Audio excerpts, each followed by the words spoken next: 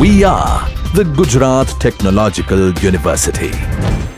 Since its inception over a decade ago, GTU has been empowering young and curating minds to realize their true potential. Over 4 lakh inspired students are enrolled with one of the premier academic universities in India.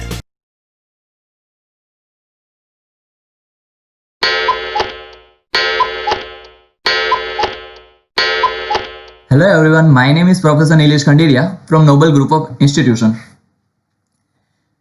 इससे पहले भी हमने 2 video finance के डाले हुए हैं. आज इस वीडियो में हम नई सीरीज स्टार्ट करने जा रहे हैं जिस चैप्टर का नाम है लीवरेज. इस वीडियो में हम उसके बेसिक कंसेप्ट जो भी सारे आते हैं वो हम समझने वाले हैं. तो चलिए शुरू करते हैं.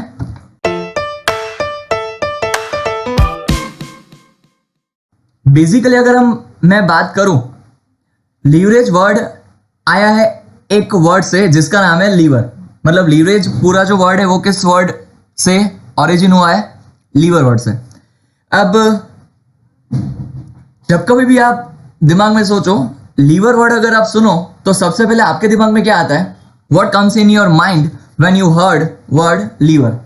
मैं एक बार एमबीए वाले बच्चों को पढ़ा रहा था और मैंने सिंपल ही पूछा, बच्चों बताओ, अभी जो मैंने आपसे क्वेश्चन पूछा है वही पूछा, बच्चों बताओ लीवर वर्ड सुन के पहले आपके दिमाग में क्या आता है?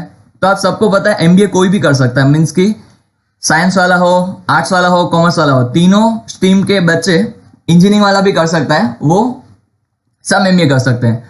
तो पता नहीं कोई एक साइंस वाले स्टूडेंट ने आंसर दिया, सर लीवर का मीन्स एक बॉडी का पार्ट होता है जो बिगड़ने से इंसान मर सकता है.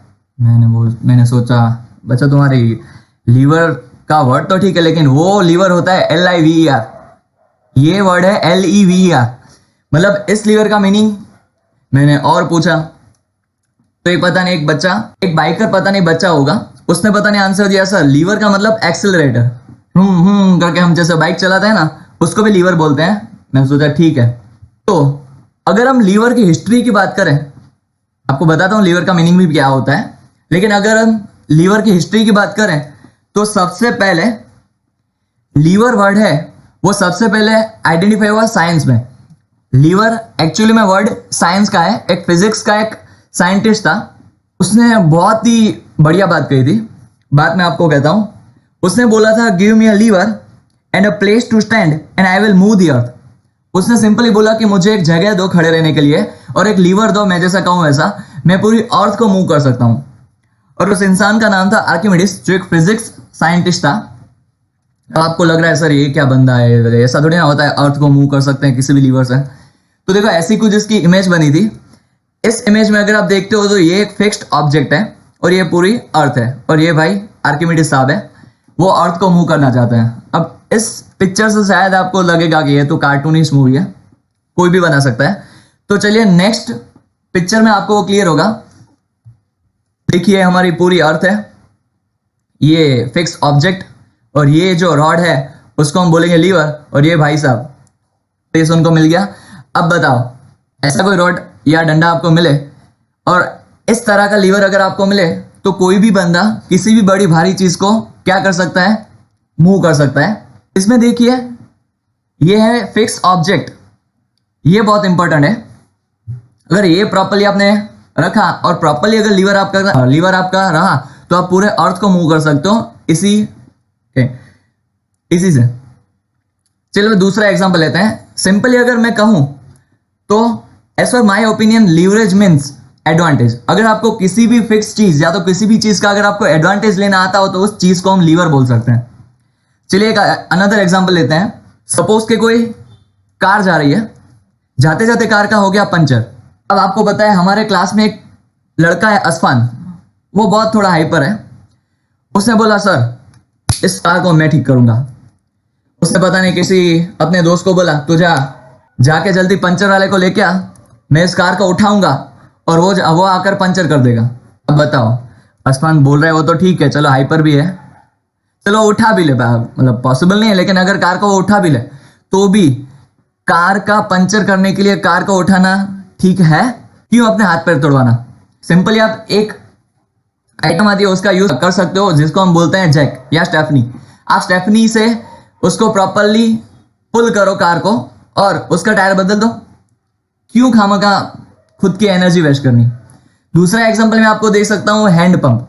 पहले के जमाने में हैंड पंप भी यूज होता था, अभी भी होता है लेकिन अब बहुत कम हो गया है, बिकॉज हमें घर घर पर पानी मिलने लगा है, तो हम हैंड पंप का यूज हमने कम कर दिया है। तो उसमें भी क्या होता था, एक फिक्स्ड ऑब्जेक्ट होता था, हम उसको सिर्फ थोड़ा सा हिलाते थे और नीचे जमीन का पानी पूरा बाहर आ जाता था और हम उस पानी का यूज कर सकते थे। ठीक है, ये बहुत सारे एग्जांपल्स थे फिजिक्स के। अब आपको भी यही फील हो रहा होगा जो 3 इडियट्स मूवी में वायरस का हुआ था, जब रेंचो ने पता नहीं कुछ अनाप शनाप लिखा था और वायरस ने ये सुनकर बहुत गुस्से में आकर कहा था, आप गुस्से में तो नहीं कहोगे बिकॉज अभी तो आप वीडियो देख रहे हो, लेकिन आपको भी एक ही दिमाग में आ रहा होगा, this is not a science class sir, we are here for FM। But तभी रेंचो ने भी गलत नहीं पढ़ाया था, मैं भी अभी आपको गलत नहीं पढ़ा रहा हूं। चलिए देखते हैं, अब हम FM के एग्जांपल्स लेते हैं। बट ये लीवर की हिस्ट्री है वो यहां से आई थी, और लीवर में जो मेन पार्ट होता है वो होता है फिक्स्ड ऑब्जेक्ट, जिसकी वजह से आप पूरा लीवर का यूज कर कोई भी बड़े पार्ट को आप मूव कर सकते हो, या तो कोई भी बड़ी चीज को आप मूव कर सकते हो। चलिए एक एग्जांपल लेते हैं। हमारा रियल पिज्जा वाला है, उसने नई फ्रेंचाइजी स्टार्ट की, रियल बेबी पिज्जा वाला। ठीक है, अब रियल बेबी पिज्जा वाला ने, चलो रियल वाला ने एक नई फ्रेंचाइजी चालू की है, रियल बेबी पिज्जा वाला। अब सबको पता है कि नया नया बिजनेस होता है तो हमारी भी कुछ टारगेट्स होती हैं। हम लेट्स से इसका एग्जांपल लेते हैं, लेट्स हम एग्जांपल ले लेते हैं इसका। सपोज के इसने टारगेट रखा है सेल्स यूनिट इसके बिकेंगे 1000 यूनिट्स ये सेल करेगा, और सेल्स प्राइस इसकी रखते हैं पर पिज्जा 100 रुपीज ये सेल कर रहा है। तो इसका टोटल सेल्स कितना होगा रियल पिज्जा वाले का, 1000 इंटू अगर आप 100 करोगे तो कितना आएगा, 1 लाख रुपीज का टोटल इसने सेल किया। अब लास्ट वीडियो में हमने एक टेबल डिस्कस किया था, सेल्स माइनस वेरिएबल, उसी की तरह मैं आगे बढ़ रहा हूं। अब उसका वेरिएबल कॉस्ट हम डिसाइड कर लें पर यूनिट 50 रुपीज। ठीक है, अब देखिए टोटल वेरिएबल कॉस्ट कितनी होगी, 1000 इंटू 50 तो कितना होगा 50,000। तो चलिए टोटल वेरिएबल कॉस्ट हो गई 50,000। अब सेल्स में से आप वेरिएबल कॉस्ट माइनस करोगे तो आपको क्या मिलेगा, कंट्रीब्यूशन। अब कंट्रीब्यूशन यहां पर कितना मिलेगा, 1 लाख माइनस 50,000 आप करोगे तो कंट्रीब्यूशन कितना मिलेगा 50,000, सिंपल। अब उस टेबल में हम कंट्रीब्यूशन में से क्या माइनस करते हैं, फिक्स्ड कॉस्ट। लेट्स हम यहां पर एग्जांपल ले लेते हैं फिक्स्ड कॉस्ट का। सपोज के हम लेते हैं, एज्यूम करते हैं फिक्स्ड कॉस्ट 30,000 रुपीज इस बिजनेस में रियल पिज्जा वाले को फिक्स्ड कॉस्ट हो रही है। तो चलिए 50,000 में से 30,000 माइनस करेंगे, मतलब कि कंट्रीब्यूशन में से अगर फिक्स कॉस्ट हम माइनस करेंगे तो हमें क्या मिलेगा, प्रॉफिट, मींस ऑपरेटिंग प्रॉफिट, जिसको हम बोलेंगे EBIT, earning before interest and tax. अब ये कितना होगा, 50,000 माइनस अगर आप 30,000 करते हो तो कितना मिलता है आपको, 20,000। चलिए ये हो गया एक एग्जांपल। अब लीवरेज का एग्जांपल समझने के लिए हमें ये फिक्स कॉस्ट का प्रॉपर्ली यूटिलाइज करना आना चाहिए। देखते हैं आगे एग्जांपल में कि फिक्स कॉस्ट का हम यूटिलाइज कर कैसे हम अपने बिजनेस को आगे बढ़ा सकते हैं और लीवर का क्या मीनिंग होता है यहां पर। चलिए, अब कोई भी बंदा है वो बिजनेस चलाएगा तो वो यही सोचेगा कि मेरा बिजनेस कैसे दोगुना हो। ये फिक्स कॉस्ट के, कोई भी बिजनेस में फिक्स कॉस्ट को इग्नोर नहीं करेगा, लेकिन फिक्स कॉस्ट के लिए वो रोता भी नहीं रहेगा, हाय मेरा टैक्स, हाय मेरा फिक्स कॉस्ट, हाय मेरी फिक्स कॉस्ट। उस पर उसका कॉन्सेंट्रेशन नहीं होगा, उसका कॉन्सेंट्रेशन किस पर होगा, सेल्स बढ़ाने पर। सपोज के यहां पर रियल पिज्जा वाले ने वर्क कर उसकी सेल्स 2 गुनी कर ली, हम यहां पर पूरा क्या कर रहे हैं, उसका 2 गुना कर रहे हैं। प्राइस और ये सिचुएशन सेम ही है, लेकिन उसका जो भी होगा वेरिएबल कॉस्ट वो सब डबल हो रही है। अब चलिए उसका सेल्स यूनिट पहले था 1000, 2 गुना हो गया तो कितना हो गया 2000। अब सेल्स प्राइस तो सेम ही है 100 रुपीज।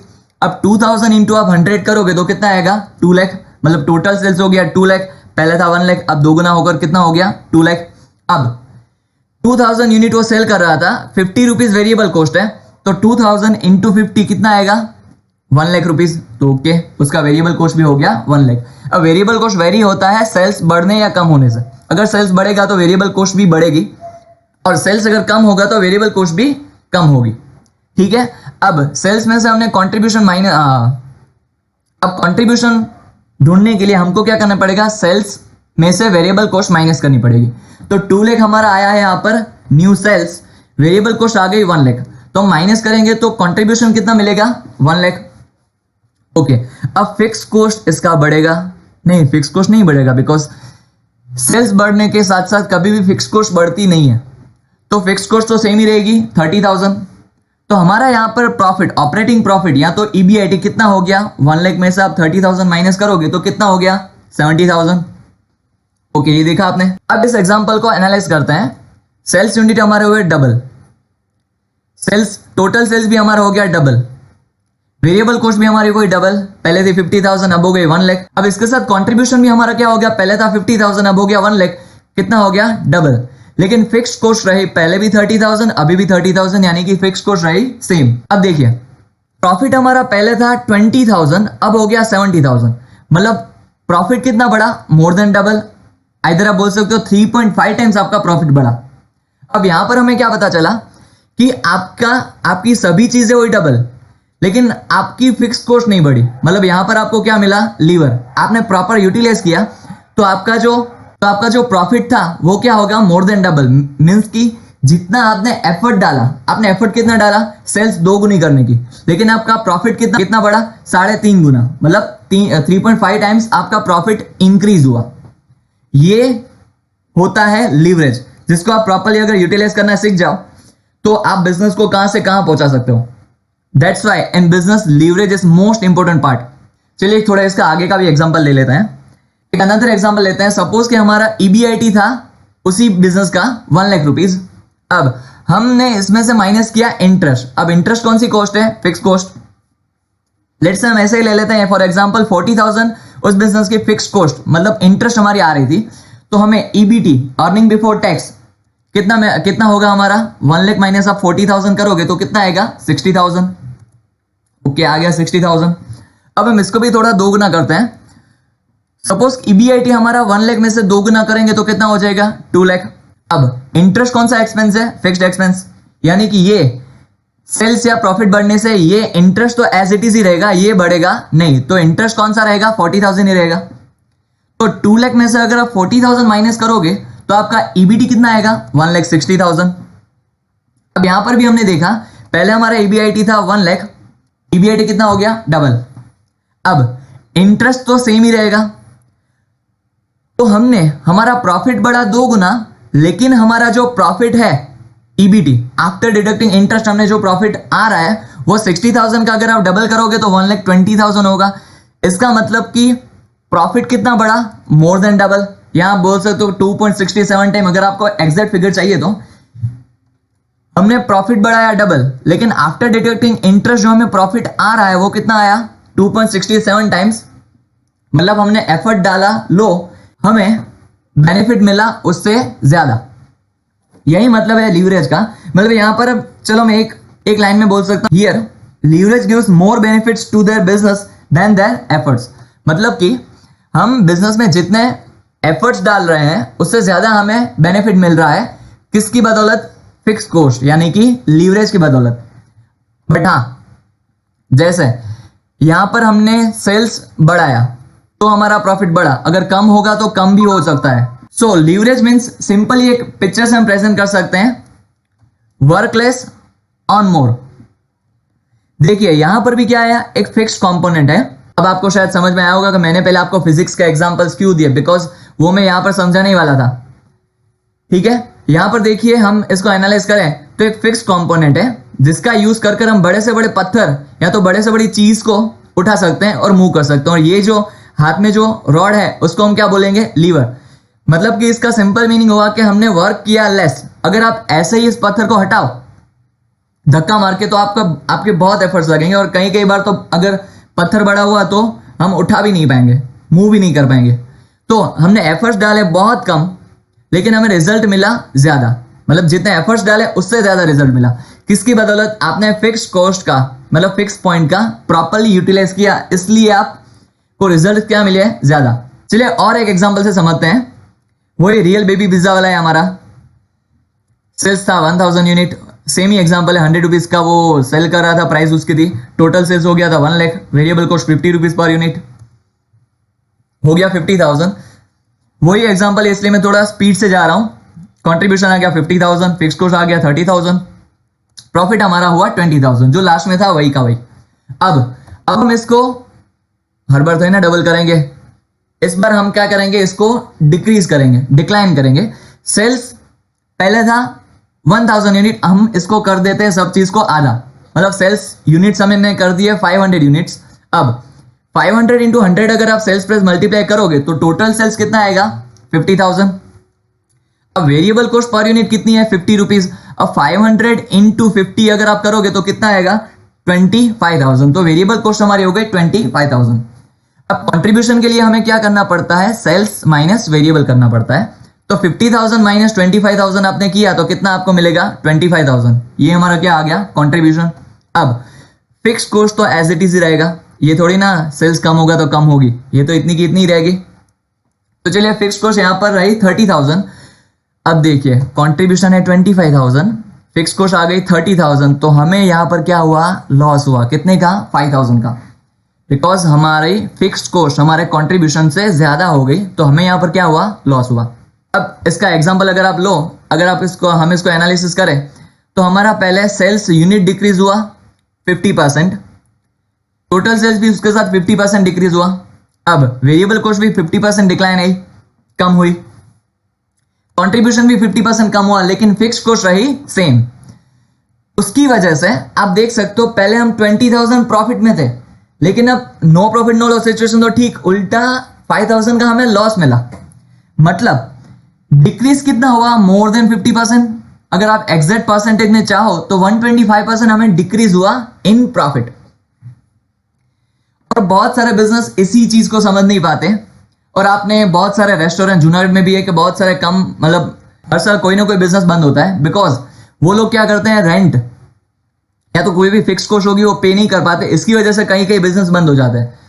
अब देखिए फिक्स कॉस्ट रिकवर करना मेन टारगेट तो नहीं है, लेकिन वन ऑफ द टारगेट है कि फिक्स कॉस्ट तो एटलीस्ट रिकवर हो ही हो। फर्स्ट इनिशियल पीरियड में फिक्स कॉस्ट तो रिकवर हो ही हो, या तो हम जितना टाइम में सर्वाइव कर पाएंगे उतने टाइम में फिक्स कॉस्ट तो रिकवर होती ही रहे। इसलिए आप इकोनॉमिक्स में भी कंसेप्ट पढ़ते हो कि मिनिमम फिक्स कॉस्ट का मिनिमम अगर आपकी फिक्स कॉस्ट बिजनेस में रिकवर हो रही है तो आप बिजनेस कंटिन्यू कर सकते हो फॉर द टाइम बीइंग। मतलब शॉर्ट टर्म के लिए आप बिजनेस स्टार्ट रख सकते हो, लेकिन अगर लॉन्ग टर्म में भी आप फिक्स कॉस्ट रिकवर नहीं कर पाए तो आप क्या करोगे, बिजनेस कर दोगे बंद, बिकॉज इस चीज में क्या हो गया है, आपको लॉस ही होने वाला है और आपका बिजनेस बंद हो जाएगा। इसलिए अब मैं कह सकता हूं कि फिक्स कॉस्ट को अगर आप प्रॉपर यूटिलाइज कर सको तो आपकी चांदी ही चांदी है। अगर आप प्रॉपरली यूटिलाइज नहीं कर पाए तो बहुत नुकसान ही नुकसान है। इसका मतलब हम बोल सकते हैं, so leverage here creates a threat to the survival of the business. क्या हुआ, थ्रेट, मतलब थ्रेट आ गया बिजनेस का सर्वाइव करने पर भी। अगर हमने प्रॉपरली यूटिलाइज नहीं किया तो बिजनेस सर्वाइव भी नहीं कर पाएगा। अगर आप प्रॉपरली लीवरेज के कंसेप्ट को नहीं समझे और फिक्स कॉस्ट भी आप रिकवर नहीं कर पाए तो आपका बिजनेस मार्केट में सर्वाइव ही नहीं कर पाएगा। इसका मतलब लीवरेज और फिक्स कॉस्ट लाइक दो धारी तलवार होती है। क्या होती है, दो धारी तलवार। अगर आपने प्रॉपरली यूटिलाइज की, if you use properly, then customer कटेगा। क्या कटेगा, कस्टमर कटेगा। और अगर आप if you fail to use, आपने प्रॉपरली यूटिलाइज नहीं की, और आपने अगर प्रॉपरली यूटिलाइज नहीं की तो आपका क्या कटेगा, बिजनेस कटेगा। तो फिक्स कॉस्ट लाइक और लीवरेज लाइक इज दो धारी तलवार। अगर आपने प्रॉपरली यूटिलाइज की तो कस्टमर कट जाएगा, अगर नहीं की तो आप कटोगे। कस्टमर कटा तो बेनिफिट ही बेनिफिट है, बिकॉज हमें तो बेनिफिट हो रहा है। बट अगर आपने ध्यान नहीं रखा तो क्या कटेगा, बिजनेस कटेगा। चलिए इसका मतलब हम बोल सकते हैं लीवरेज इज अ की of huge success, not all but one of the key of huge success. ऐसा नहीं बोले कि लीवरेज ही एक कंपोनेंट है जिसका आपको ध्यान रखना है, बहुत सारे कंपोनेंट्स और भी है जिसका आपको ख्याल रखना है, लेकिन leverage is one of the concept of huge success of the business. चलिए समझ लेते हैं meaning of leverage. The use of sources of funds for which the firm has to pay a fixed cost or fixed return may be termed as a leverage। ऐसे funds या ऐसे source जिसको firm को fixed cost या तो fix return देना है। Suppose के आप यहाँ पर इंटरेस्ट ले सकते हो, बिजनेस की फिक्स कॉस्ट जो आती है, डेप्रिसिएशन, ये सब ले सकते हो, रेंट हुआ, जो आपको देना ही देना है। आपका बिजनेस हो या ना हो, आपको ये एक्सपेंसेस तो पे करने ही करने हैं। सेकंड पॉइंट लेते हैं, if contribution exceeds the fixed cost, जो हमने फर्स्ट सिचुएशन में देखा था कि वहां पर क्या था, कंट्रीब्यूशन फिक्स कॉस्ट से बहुत ज्यादा था, तो हमारा जो भी, इन अदर वर्ड्स आप बोल सकते हैं EBIT exceeds the fix return requirement, the leverage is called favourable. वो हमारे लिए कौन सी सिचुएशन थी? फेवरेबल, जहां पर हमारा प्रॉफिट बढ़ रहा था। मतलब ऐसी सिचुएशन को हम क्या बोलेंगे? Favourable situation. When they do not, the leverage is unfavorable. जो हमने देखा सेकंड सिचुएशन में, जहां पर हमने 50% सेल्स डिक्रीज की थी, तब हमारा क्या हो रहा था कि कंट्रीब्यूशन फिक्स कॉस्ट भी रिकवर नहीं कर पा रहा था। तो हमारे लिए वो सिचुएशन क्या है? तो कि नेगेटिव सिचुएशन है, और हम उसको क्या बोलेंगे? Unfavourable situation. चलिए अब समझते हैं एक टेबल के थ्रू। आपने ये टेबल बहुत पढ़ा हुआ है, सिंपली हमने लास्ट लेक्चर में भी रिवाइज किया हुआ था। अगर आपने नहीं देखा तो पहले वो फिनेंस का लेक्चर देख के आओ, आई बटन पर क्लिक करके। टेबल में दिया गया है सेल्स माइनस वेरिएबल, मिलेगा हमें कंट्रीब्यूशन। उसमें से अगर आप माइनस करोगे फिक्स कॉस्ट तो हमें मिलेगा ईबीआईटी। उसमें से आप इंटरेस्ट माइनस करोगे, हमें मिलेगा ईबीटी या पीबीटी, प्रॉफिट बिफोर टैक्स या अर्निंग बिफोर टैक्स। उसमें से हम माइनस करेंगे टैक्स, उसके बाद हमें मिलेगा पीएटी या ईएटी। उसमें से हमें मिलेगा ईएटी या पीएटी, प्रॉफिट आफ्टर टैक्स या अर्निंग आफ्टर टैक्स आप उसे बोल सकते हो। उसमें से हम माइनस करेंगे प्रेफरेंस डिविडेंड, जो डिडक्ट करने के बाद हमें जो प्रॉफिट मिलेगा वो किन के लिए है? इक्विटी शेयर होल्डर के लिए, यानी कि ये रियल प्रॉफिट है ओनर्स के लिए, profit for equity share holder. अब उसमें से आप डिवाइड करोगे नंबर ऑफ इक्विटी शेयर, तो हमें मिलेगा ईपीएस, अर्निंग पर शेयर। अब देखिए हम यहाँ पर देख लेते हैं कि हमें किन किन जगह पर लीवर मिल रहा है, यानी कि फिक्स कॉस्ट इनमें से कौन कौन सी है। चलिए पहले से शुरुआत करते हैं। तो सेल्स फिक्स कॉस्ट है या वेरिएबल? ये वेरिएबल कॉस्ट हो तो नाम में वेरिएबल है। कंट्रीब्यूशन में क्या होगा? अगर सेल्स इंक्रीज हुआ तो इंक्रीज होगी, डिक्रीज हुआ तो डिक्रीज होगी, इसका मतलब ये भी वेरिएबल ही है। फिक्स कॉस्ट है, तो ये हमारा बना फर्स्ट लीवर, ठीक है। उसके बाद ईबीआईटी। अब आया इंटरेस्ट आप कमाओ या ना कमाओ, अगर आपने किसी के पास से लोन ली है या तो डिबेंचर इशू किए हुए हैं तो आपको इंटरेस्ट देना ही है, मतलब देना ही है। तो ये भी हमारा बना दूसरा लीवर। ये भी कौन सी कॉस्ट है? फिक्स कंपोनेंट है, फिक्स रिटर्न आपको डिबेंचर होल्डर को देना ही देना है। उसके बाद हम माइनस करेंगे टैक्स। अब टैक्स कौन सा पार्ट हुआ? वेरिएबल या फिक्स? ये हुआ वेरिएबल, बिकॉज अगर आपका प्रॉफिट ज्यादा आएगा तो आप टैक्स ज्यादा पे करोगे, अगर प्रॉफिट कम आएगा तो आप टैक्स कम पे करोगे, ठीक है। यहां तक समझ में आ रहा है? उसके बाद आया प्रेफरेंस डिविडेंड। अब देखो प्रेफरेंस डिविडेंड भी सोर्सेस ऑफ फाइनेंस का एक पार्ट है। प्रेफरेंस शेयर कैपिटल आपने जितनी भी इश्यू की हुई है उन पर आपको फिक्स्ड रेट ऑफ रिटर्न देना पड़ता है every year. You have to pay every year fixed amount of rupees to your preference shareholders, ठीक है। यानी कि थर्ड लीवर हमें मिला प्रेफरेंस डिविडेंड पर। उसके बाद ये तो चलो ऐसे हमने लिख दिया है बिकॉज पूरा कंसेप्ट था। यहाँ पर हमें कोई भी फिक्स कॉस्ट नहीं है बिकॉज हम कहाँ पर आ गए? ओनर्स फंड आ गया। तो इसको अगर आप ऐसे याद रखना है, यहाँ पर कोई लीवर हमें नहीं मिल रहा। तो हमें बिजनेस में कितने लीवर मिले? 3 लीवर मिले। एक मिला फिक्स कॉस्ट, दूसरा मिला इंटरेस्ट और तीसरा मिला प्रेफरेंस डिविडेंड। अब देखिए इस टेबल को, अब इस टेबल को मैं 2 पार्ट में डिवाइड करता हूं। पहले डिवाइड करता हूं सेल्स से लेकर ईबीआईटी तक, सेल्स और ईबीआईटी। यहां पर देखिए हमें ऑपरेटिंग यानी कि बिजनेस ऑपरेशन में जो भी चीजें आती है वही हम इस पार्ट में इंक्लूड कर रहे हैं। दूसरा मैं पार्ट करूंगा ईबीआईटी से लेकर ईपीएस तक, ईबीआईटी से लेकर ईपीएस तक। चलिए इस पार्ट में मुझे कौन सा लीवर मिला? एक लीवर मिला fix cost. Due to fix cost मुझे यहां पर बेनिफिट मिलेगा अगर मैं यूज कर पाया तो। और इस पार्ट में यहां पर देखिए अगर यहां पर आप विजुअलाइज कर पाए तो हमारे पास जो भी लीवर है वो फिक्स कॉस्ट। चलिए इस पार्ट में अगर आप देख पाओ तो मेरे पास 2 लीवर है, इंटरेस्ट और प्रेफरेंस डिविडेंड। दोनों लीवर किसके हैं? फाइनेंस के हैं। मतलब कि सोर्सेज ऑफ फाइनेंस के रिलेटेड आपको जो भी रिटर्न देना पड़ता है ये वही 2 लीवर है। यहाँ पर मुझे लीवर मिला due to interest and preference dividend, या तो आप बोल सकते हो शॉर्ट में पीडी। और उसके बाद हमें एक रिस्क देखना पड़ेगा। कौन सा रिस्क देखना पड़ेगा? ओवरऑल रिस्क, जहां पर मुझे 3 लीवर मिल रहे हैं due to fix cost, interest और पीडी।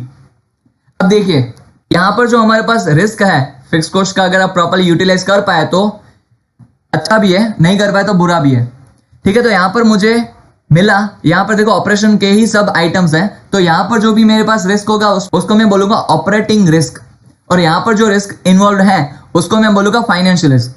बिकॉज देखो इंटरेस्ट भी फाइनेंशियल रिस्क है, अगर आप पे कर पाए तो ठीक है, नहीं कर पाए तो बहुत बुरा हो सकता है। प्रेफरेंस डिविडेंड भी ऐसा ही कुछ है, अगर आप प्रॉपर्ली डिविडेंड पे करते रहे तो ठीक है, अगर डिविडेंड पे करने में फेल हुए तो प्रेफरेंस शेयर होल्डर बहुत सारे डिमांड्स करने लगेंगे।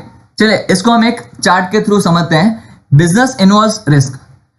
कोई भी बिजनेस आप देख लो उसमें रिस्क तो होगा ही होगा। रिस्क को हम मेनली 2 पार्ट्स में डिवाइड करेंगे। पहला रिस्क है वो है ऑपरेटिंग, या तो आप बोल सकते हो बिजनेस रिस्क, और दूसरा है फाइनेंसिंग रिस्क, ठीक है। अब ऑपरेटिंग रिस्क है वो किसकी बदौलत है? Due to fix cost. इसी चीज को मेजर करने के लिए आता है चैप्टर लीवरेज। अब ऑपरेटिंग रिस्क को मेजर करने के लिए हम कौन सा लीवरेज यूज करें? Measured by degree of operating leverage, जिसको हम शॉर्ट में बोलेंगे डॉल, DOL, डॉल। ये जो बिजनेस रिस्क है वो किससे मेजर कर सकते हैं? डिग्री ऑफ ऑपरेटिंग लीवरेज, या सिंपली आप बोल सकते हो ऑपरेटिंग लीवरेज। अब financing risk due to which factor आया? Interest and PD। ठीक है, due to interest and PD हमारा कौन सा रिस्क अराइज हुआ? Financing risk. अब इस चीज को मेजर करेंगे किस चीज से? Degree of financial leverage, measured by degree of financial leverage. इसको कुछ डफल या ऐसा कुछ मत बोलना, DFL शॉर्ट में बोलना। इसको हम डोल अच्छी तरह से बोल पा रहे हैं, इसलिए इसको कुछ अच्छी तरह से हम बोल नहीं पा रहे हैं, इसलिए यहाँ पर कोई अपने तरह के वर्ड्स मत बनाना। चलिए अब देखिए, ये तो इंडिविजुअल रिस्क हो गए, ऑपरेटिंग और फाइनेंसिंग। अब बिजनेस का ओवरऑल रिस्क भी तो हमें देखना ही पड़ेगा। तो बिजनेस का ओवरऑल रिस्क, जिसको हम बोलते हैं टोटल ओवरऑल, या तो आप बोल सकते हो कंबाइंड रिस्क, ये किस वजह से आया? Due to fixed cost, interest and PD, या प्रेफरेंस डिविडेंड। अब इस चीज को, टोटल बिजनेस के ओवरऑल रिस्क को मेजर करने के लिए कौन सा लीवरेज यूज करेंगे? Degree of combined leverage, measured by degree of combined leverage. ठीक है, अब देखिए हमारे चैप्टर में सिर्फ 3 ही लीवरेजेस हम पढ़ने वाले हैं, ऑपरेटिंग लीवरेज, फाइनेंशियल लीवरेज और कंबाइंड लीवरेज। और इनके फॉर्मूला भी बहुत ईजी है। अगर आप ये वीडियो लास्ट तक देखेंगे, जो भी फॉर्मूलाज और थियरी है वो आपको यहीं पर याद रह जाएगी। बस आपको ये वीडियो लास्ट तक देखते रहना है। अब देख सकते हैं कि हमें ऑपरेटिंग रिस्क जो भी हमें था उसके लिए हमने बनाया ऑपरेटिंग लीवरेज। फाइनेंशियल रिस्क हमें जो भी बिजनेस में इन्वॉल्व है उसके लिए हम फाइंड कर रहे हैं फाइनेंशियल लीवरेज। और ओवरऑल लीवरेज हम कौन सा लीवरेज फाइंड कर रहे हैं? Degree of combined leverage. चलिए तो ये समझते हैं उसके नेक्स्ट स्लाइड में। देखिए ये टेबल आपने लास्ट ही देखा है, वही का वही है। हमें यहाँ पर 3 लीवर मिले। फर्स्ट मिला फिक्स्ड कॉस्ट, सेकंड मिला इंटरेस्ट और थर्ड मिला प्रेफरेंस डिविडेंड। हमने उनको 2 पार्ट्स में डिवाइड किया था। पहले था सेल्स से लेकर EBIT तक, और दूसरा था EBIT से लेकर EPS तक, और थर्ड हमने बनाया था ओवरऑल। अब देखिए यहाँ पर कौन सा रिस्क इन्वॉल्व है? Fixed cost. यहाँ तो आप बोल सकते हो ऑपरेटिंग रिस्क, जो किसकी बदौलत आया? फिक्स्ड कॉस्ट की बदौलत। अब पहला formula degree of operating leverage का, सिंपल ही देखो, हमें इसके जो एंड पार्ट्स हैं, जहां पर ये पूरा ये बॉक्स है वो एंड हो रहा है, वो हमें याद रखना है। कहां पर एंड हुआ? एक तो EBIT और दूसरा कहां पर? सेल्स। इसका फॉर्मूला सिंपली यही बनेगा, percentage of change in EBIT upon percentage of change in sales. देख सकते हैं आप, percentage of change in EBIT upon percentage of change in sales. देखिए दूसरा पार्ट का एंड कहां पर हो रहा है? एक तो हो रहा है EPS और दूसरा हो रहा है EBIT, मतलब DFL। यहां पर आप देख सकते हो कौन सा रिस्क इन्वॉल्व है? Financial risk. इंटरेस्ट भी फाइनेंस रिस्क है, और प्रेफरेंस डिविडेंड भी कौन सा रिस्क है? Finance risk. अब इसका फॉर्मूला सिंपल है, यहां पर जैसे हमने बनाया ऐसे ही हम यहां पर फॉर्मूला बनाएंगे। इसके दोनों ये जो ब्रैकेट है वो एंड कहां पर हो रहा है? एक तो EPS पर और दूसरा EBIT पर, यानी कि इसका भी formula DFL, degree of financial leverage का फॉर्मूला सिंपल यही बनेगा, percentage of change in EPS upon percentage of change in EBIT। Simply आप देख सकते हो DFL का फॉर्मूला बना percentage of change in EPS upon percentage of change in EBIT। ठीक है, अब आया third formula DCL, degree of combined leverage. अब डिग्री ऑफ कंबाइंड लीवरेज, ये ब्रैकेट आप देख सकते हो कहां पर एंड हो रहा है? बिकॉज हम यहां पर पूरा ओवरऑल बिजनेस का रिस्क इन्वॉल्व हो रहा है, तो हम मेजर भी पूरा रिस्क करेंगे। तो ये देखो एंड हो रहा है यहां से EPS, ये ब्रैकेट एंड हो रहा है EPS और कहां पर? सेल्स पर। तो इसका सिंपली आप जो सोच रहे हैं वही फॉर्मूला बनेगा, डिग्री ऑफ कंबाइंड लीवरेज का formula percentage of change in EPS upon percentage of change in sales. Simple formula बना DCL is equal to percentage of change in EPS upon percentage of change in sales. देख सकते हो EPS और sales. अब देखिए ये जो तीनों फॉर्मूला है वो आप थोड़ी टर्म्स एंड कंडीशन पर ही यूज कर पाओगे। जैसे कि अगर आपको ये फॉर्मूला यूज करना है तो आप मिनिमम 2 इयर्स के डेटा चाहिए, मतलब कि आप जो percentage of change in EBIT है वो आप कंपेयर करोगे लास्ट ईयर के EBIT से, और कितना इंक्रीज हुआ, मतलब कितना चेंज आया उसमें, वो हम मेजर करेंगे। उसके बाद वही हम करेंगे सेल्स में। अगर दोनों डेटा हमारे पास अवेलेबल है तो ही हम degree of financial leverage, operating leverage और कंबाइंड लीवरेज हम फाइंड कर पाएंगे इन तीनों फॉर्मूला की बदौलत। अब सर हमारा बिजनेस नया है, फर्स्ट ईयर ही है हमारे पास, हम दूसरे सेकंड ईयर तो हमारा चल रहा है, और हमें अगर लीवरेज फाइंड करना हो तो हो सकता है। उनके फॉर्मूला याद रखने के लिए आपको चलिए अब आपको ये तीनों फॉर्मूला तो याद रह ही गए होंगे। अब दूसरे भी जो भी फॉर्मूला है वो मैं ही आपको याद रखवाऊंगा इसी वीडियो में, और अभी के अभी आपको याद रहेंगे।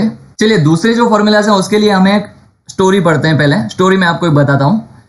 पता है आपने बहुत सारे एडवर्टीजमेंट आप लोग देखते हो और उसमें बहुत सारे एडवर्टीजमेंट में हमको पता ही चल जाता है कि ये प्रोडक्ट झूठ है।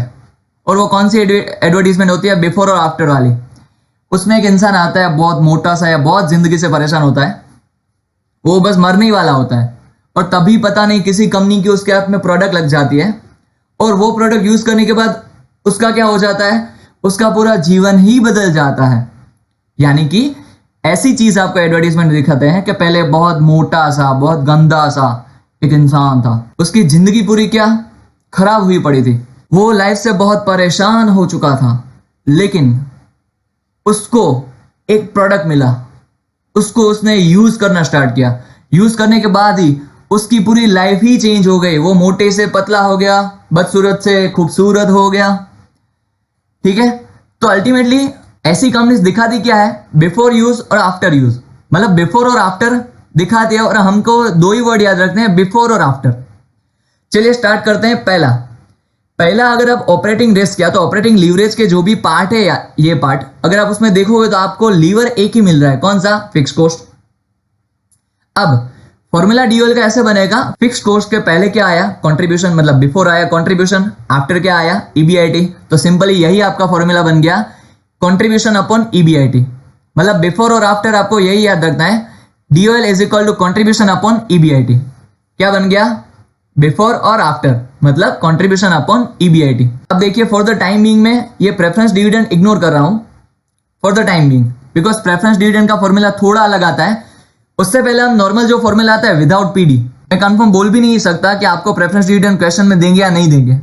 मोस्ट प्रोबेबली क्वेश्चन में ग्रेजुएशन तक तो प्रेफरेंस डिविडेंड नहीं देते हैं, लेकिन कंसेप्ट बहुत ईजी है, इसके लिए मैं आपको इसी में समझा रहा हूं। यानी कि आपको लीवरेज का पूरा कंसेप्ट इसी वीडियो में समझ में आ जाए।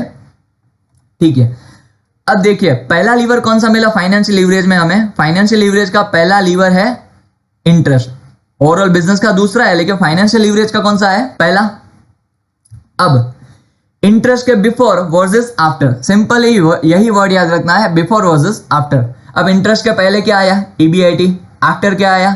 ईबीटी इधर पीबीटी। तो बस बन गया आपका formula, DFL is equal to EBIT upon EBT या तो पीबीटी आप बोल सकते हो। ठीक है सिंपल फॉर्मूला।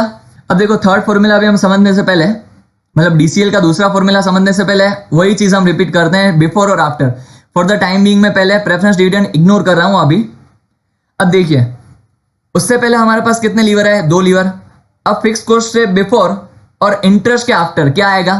फिक्स कॉस्ट से बिफोर आ रहा है कंट्रीब्यूशन और इंटरेस्ट के आफ्टर आ रहा है ईबीटी, आप बोल सकते हो पीबीटी। तो सिंपली हमारा डिग्री ऑफ कंबाइंड लीवरेज का फॉर्मूला बन गया कंट्रीब्यूशन अपॉन ईबीटी या तो पीबीटी आप बोल सकते हो। सिंपल ये फॉर्मूला बन गया विदाउट पीडी। यहां तक आपको समझ में आ रहा है? तीनों के तीनों, डीओएल में फिक्स कॉस्ट है बिफोर आफ्टर, डीएफएल में इंटरेस्ट है बिफोर आफ्टर और डीसीएल में दोनों आपको कंसीडर करने हैं, दोनों के पहले और दोनों के आफ्टर क्या आ रहा है वो। ठीक है, ये फॉर्मूलाज आपको यहां पर याद रह गए होंगे। अब चलिए समझते हैं विथ पीडी वाली situation, DFL with preference dividend. अब देखिए यहां पर अगर आप फॉर्मूला याद रह गया होगा, इतना तो आपको लिख ही देना है। उसके अलावा सिर्फ आपको क्या करना है, देखिए ये टैक्स है वो हमारा वेरिएबल कंपोनेंट है, फिक्स कंपोनेंट नहीं है।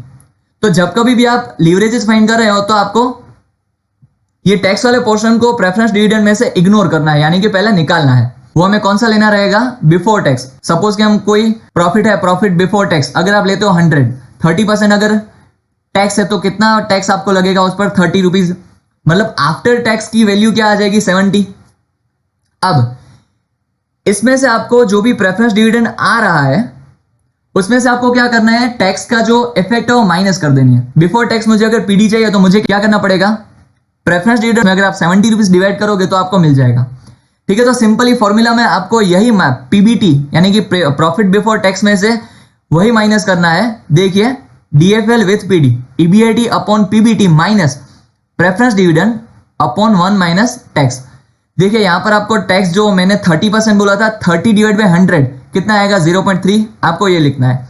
अगर आपको सर मुझे ऐसे नहीं लिखना, 30% ही लिखना है तो आप यहां पर लिखोगे 100, 1 की जगह कितने लिखोगे? 100। ठीक है यहां पर।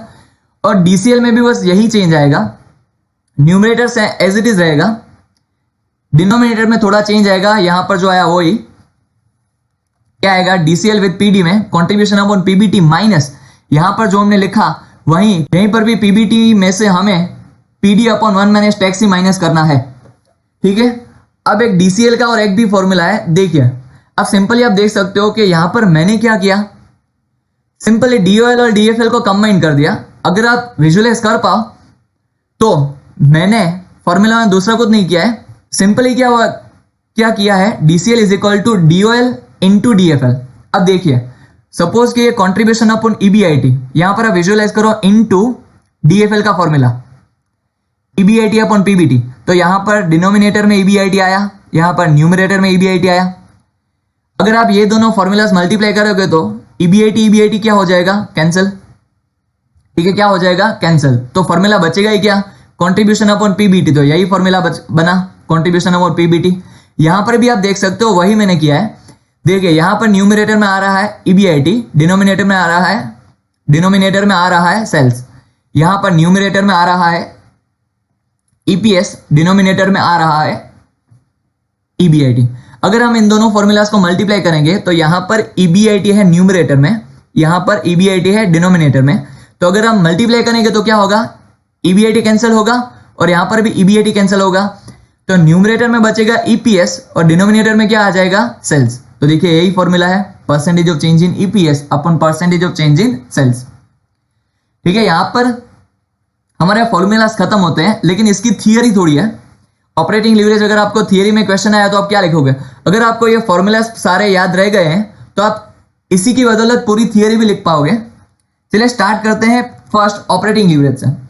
Oil emphasis on the relationship between the contribution and the operating profit. किन दोनों के बीच का रिलेशन है, कंट्रीब्यूशन और ईबीआईटी। फॉर्मूला पहला बन रहा है, एक फॉर्मूला हमने पढ़ा कंट्रीब्यूशन अपॉन ईबीआईटी, मतलब वो क्या रिप्रेजेंट कर रहा है, कंट्रीब्यूशन और ईबीआईटी के बीच का रिलेशनशिप को प्रेजेंट कर रहा है। तो एक आपने फॉर्मूला, उस फॉर्मूला को लेकर आपने ये लाइन लिख दी। दूसरी हमने कौन सी पढ़ी थी, ईबीआईटी वर्सेस सेल्स। तो देखिए सिंपल है, degree of operating leverage is measured by percentage of change in operating profit due to small change in sales. मतलब सेल्स में थोड़ा भी बहुत चेंज होगा तो ईबीआईटी में क्या चेंज आएगा, वो फर्स्ट फॉर्मूला जो हमने देखा था परसेंटेज वाला, उसी की बदौलत। देखिए यहां पर दोनों के दोनों फॉर्मूला लिख दिए हैं, वहां पर जो पढ़े थे वही। अब यहां पर देखो कई लोगों को परसेंटेज निकालना भी नहीं आता है, तो उनके लिए ये फॉर्मूला यहां पर दिया गया है। आई होप आपको तो आता ही होगा, पर हम ये थोड़ा देख लेते हैं। देखिए ये फॉर्मूला यूज करने के लिए पहले तो आपको 2 साल का डेटा क्वेश्चन में दिया होगा। अब सिंपली आप क्या करोगे, पहले तो ईबीआईटी लास्ट ईयर यानी कि प्रीवियस ईयर की कंपैरिजन में क्या हुआ है, इंक्रीज हुआ या डिक्रीज हुआ है तो कितनी अमाउंट डिक्रीज हुआ है। सिंपली जितना भी इंक्रीज हुआ होगा तो आप न्यूमरेटर में उतना लिखोगे, डिक्रीज हुआ होगा तो भी न्यूमरेटर में आप लिखोगे, अपॉन प्रीवियस ईयर का ईबीआईटी। कौन सा, प्रीवियस ईयर का ईबीआईटी इनटू 100। इस तरह से आप percentage of change in EBIT और सेम वैसे सेल्स भी आप फाइंड कर सकते हो। सेल्स में लास्ट ईयर के कंपैरिजन में पहले तो इंक्रीज हुआ या डिक्रीज हुआ है तो कितनी अमाउंट, वो आपको न्यूमरेटर में लिखना है, और अपॉन सेल्स लास्ट ईयर का सेल्स आपको लिखना है, यानी कि आपको यहां पर मिल जाएगा percentage of change in sales. Simple है, आपको आता ही होगा। सेकंड हम स्टार्ट करते हैं फाइनेंशियल लीवरेज। इसमें अगर हम देखें तो financial leverage results from the presence of fixed financial charges. अब देखिए फाइनेंशियल लीवरेज हमें मिलता है किन कंपोनेंट्स में से है, फाइनेंशियल चार्जेस, मतलब कि जो फाइनेंशियल फिक्स्ड कॉस्ट होंगी। हमने यहां पर देखिए इंटरेस्ट और पीडी, इंटरेस्ट और प्रेफरेंस डिविडेंड, यानी कि लोन का इंटरेस्ट आप पे करोगे तो, डिबेंचर का इंटरेस्ट आप पे करोगे तो वो होगा। उनकी वजह से जो हमें लीवर मिल रहा है उसी को हम बोलेंगे फाइनेंशियल लीवरेज। दूसरी लाइन में अगर हम देखें तो financial leverage is concerned with the effect of change in EBIT on the earning available to equity share holder. मतलब कि जो भी आपकी इक्विटी शेयर होल्डर के पास जो भी आपका प्रॉफिट पहुंच रहा है उनके साथ किसका रिलेशनशिप, ईबीआईटी का। दूसरा पार्ट था उसका जो ब्रैकेट का एंड हो रहा था, एक हो रहा था ईपीएस पर, दूसरा हो रहा था ईबीआईटी पर, उसी को आपको देखना है। तीसरी लाइन में क्या लिखा हुआ है, जो हमने फर्स्ट फॉर्मूला देखा था डीएफएल का, वो the financial leverage has its effect on financial risk and is measured by percentage of change in EPS due to change in EBIT. मतलब आपने जो फॉर्मूला लिखा था वही हमने लिख दिया है। अब ये चीज आपको समझनी है और याद भी रखनी है, बिकॉज ये डेफिनेशन है। Thus financial leverage may be defined as the ability of the firm to use financial charges, और वो भी कौन से वाला है, fixed, to magnify the effect of changes in EBIT on the earning per share. मतलब कि जो भी आपके फाइनेंशियल फिक्स चार्ज हैं उनकी वजह से जो EBIT पर इफेक्ट पड़ रहा है और उन पर जो इफेक्ट पड़ रहा है उनकी बदौलत EPS पर क्या चेंज आ रहा है, वो आप देखेंगे किस लीवरेज की बदौलत, फाइनेंशियल लीवरेज की बदौलत। अगर कोई भी फाइनेंशियल फिक्स चार्ज नहीं है तो आपको फाइनेंशियल लीवरेज मिलेगा नहीं। लास्ट लाइन में लिखा हुआ है, if there are no fixed financial charges there is no financial leverage. अगर आपके पास कोई भी फाइनेंशियल चार्ज ही नहीं है तो फाइनेंशियल लीवरेज का भी आप बेनिफिट नहीं उठा पाओगे, बिकॉज इंटरेस्ट PD नहीं होगा तो लीवरेज कहाँ मिलेगा, कहाँ से, लीवर ही नहीं है तो गाड़ी आगे बढ़ेगी कैसे, ठीक है। और थर्ड और last point, combined leverage, since both previous leverages are related with the ascertaining the ability to cover fixed charge. अब देखिए ऑपरेटिंग लीवरेज में हमने क्या देखा, तो कि ऑपरेटिंग फिक्स कॉस्ट जितनी भी है हम उसको ही कवर कर रहे थे।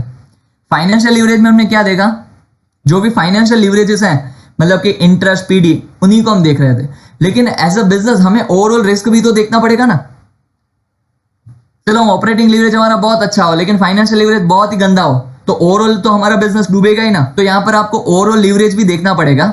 आगे पढ़ते हैं, fixed operating cost in case of operating leverage, यानी कि ऑपरेटिंग लीवरेज में आप फिक्स्ड कॉस्ट ही देख रहे थे, and fixed financial cost in case of financial leverage, और फाइनेंशियल लीवरेज में आप फाइनेंशियल कॉस्ट ही सिर्फ देख रहे थे, वो भी फिक्स वाली, ठीक है। इफ दे आर कंबाइंड, अब अगर आप उसको कंबाइन कर दोगे तो the result is total leverage and the risk associated with the combined leverage is known as a total risk. अब अगर आप दोनों लीवरेजेस को कंबाइन करोगे तो जो भी बिजनेस का रिस्क बनेगा उसको आप क्या बोलोगे, टोटल रिस्क। आई होप आपको वीडियो बहुत पसंद आया होगा और आपके जो भी लीवरेजेस से रिलेटेड कंसेप्ट थे वो सारे क्लियर हो गए होंगे। Thank you for watching this video. अगर आपको इस टॉपिक पर कोई भी क्वेरी रह रही है तो आप इसी वीडियो के नीचे कमेंट करो, और क्वेरी नहीं है बेस्ट पार्ट आपको जो भी वीडियो का लगा वो भी कमेंट कर सकते हो आप। लाइक करिए, शेयर करिए, सब्सक्राइब करिए इस वीडियो को दूसरों के साथ, और उनको भी चैनल सब्सक्राइब करने के लिए बोलिए, बिकॉज हम इस चैनल पर अकाउंटिंग, फाइनेंस और इन फ्यूचर हम टैक्स के वीडियोस भी यहां पर डालेंगे। नेक्स्ट वीडियो कल अपलोड हो जाएगा। टिल देन बाय बाय, फिर मिलते हैं कल। Take care, bye bye, see you.